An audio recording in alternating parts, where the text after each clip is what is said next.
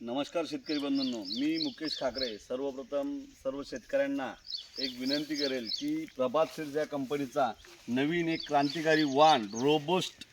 म्हणून आपण शेतकऱ्यांच्या सेवेमध्ये ह्या वर्षाला दिलं आणि हा जो मका आहे तर हा मका आपण शेतकऱ्यांना सांगण्याचं खास वैशिष्ट्य म्हणजे खरीपमध्ये याची हाईट जे आहे जास्तीत जास्त 6 फुटापर्यंत जाते, 5.5 ते 6 फुटापर्यंत। आणि याचे जे कणीस आहे हे भुट्टे जे ते एक टेबल प्लॉट एक सारख्या अंतरावर 3.5 फुटाच्या अंतरावर पूर्ण प्लॉटमध्ये जर का तुम्ही पाहाल तर एका सारख्या मापाच्या अंतरावर तुम्हाला ह्या मक्यामध्ये सारख्या प्रमाणात कंस लागलेले दिसतील। दुसरी गोष्ट, याचे पानाची साईज ही